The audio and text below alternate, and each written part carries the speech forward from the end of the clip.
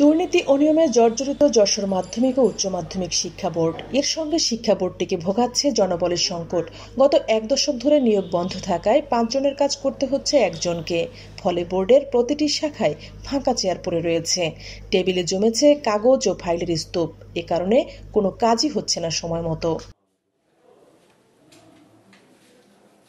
যশোর শিক্ষা বোর্ডে প্রথম শ্রেণীর কর্মকর্তার জন্য অনুমোদিত পদ রয়েছে 25টি। এর মধ্যে শূন্য পদ 1টি। দ্বিতীয় শ্রেণীর 23টি অনুমোদিত পদের মধ্যে শূন্য পদের সংখ্যা 7।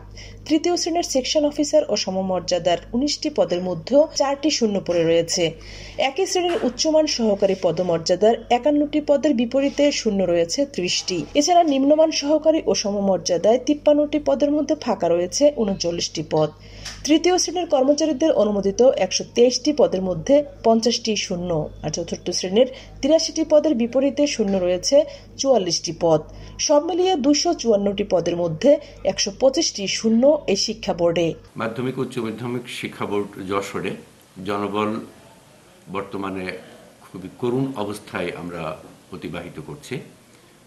বর্তমানে কর্মরত কর্মচারীর সংখ্যা সব মিলে মোট 132 জন, যেখানে 254 জন পদ আমাদের থাকার কথা। ইতোমধ্যেই আমাদের প্রায় 125টা পদ শূন্য রয়েছে। এর ভিতরে আমরা নিয়োগ দিতে পারি এমন সংখ্যা প্রায় 81 জন। এই 81 জন কর্মচারী না থাকার ফলে প্রকৃত অর্থে ডেস্ক ওয়ার্ক আমাদের অনেক কষ্টসাধ্য হয়ে পড়েছে।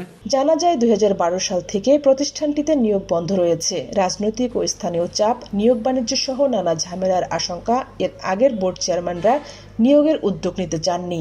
ফলে লোকবল কমে যেতে থাকায় কাজের চাপ ক্রমেই বেড়েছে। এই সমস্যার আর সমাধান হয়নি। আমি অডিট শাখায় অডিট অফিসার হিসেবে প্রেষণে কর্মরত আছি। এখানে আমার শাখায় অর্গানোগ্রাম অনুযায়ী জনবল 8 জন থাকার কথা, সেখানে মাত্র আমার জনবল আছে, শাখায় আছে মাত্র 2 জন, আর অডিট অফিসার হিসেবে আমি আছি। তাই সেই ক্ষেত্রে দেখা যাচ্ছে যে আমার 5 জন শর্ট, এবং এক্ষেত্রে যারা এখানে কর্মরত আছেন তাদের শাখায় যে 2 জন আমার ব্যাপক কাজ করতে হয়, সেক্ষেত্রে আমার শাখার ওই 2 জনের উপরে নির্ভর করে করতে হয়। অনেক সময় আমি নিজেও কাজের সাথে যুক্ত এই শাখার কাজের সাথে, না হলে কাজটি সম্পন্ন করা সম্ভব হয় না। আর এক্ষেত্রে দেখা যায় যে কাজের চাপে তারা নিজেরাও সঠিকভাবে কাজ করতে সম্পন্ন হয় না। আমাদের কর্মকর্তা লেভেলের পদ তেমন একটা শূন্য নাই। যদি একটা দুটো শূন্য হয় সেটা পদোন্নতিতে পূরণ হয়ে যায়, কিন্তু আমাদের যে নিষ্পাদন সহকারী যারা কাজ শুরু করে এবং কাজ শেষ করে, এই পদটা নিয়োগযোগ্য। তো দীর্ঘদিন নিয়োগ না থাকায় আমাদের কর্মচারী শূন্যতা দেখা দিয়েছে এবং প্রশাসন হয়ে গেছে মাথা ভারী। আপনার হচ্ছে নির্দেশ দেওয়ার আছে, কিন্তু নির্দেশ পালন করার জন্য যত কর্মচারী নাই। বোর্ড কর্তৃপক্ষ বলছে নিয়োগের জন্য শিক্ষা মন্ত্রণালয়ের অনুমতি চাওয়া হয়েছে, সেটি পেলে নিয়োগ দেওয়া সম্ভব।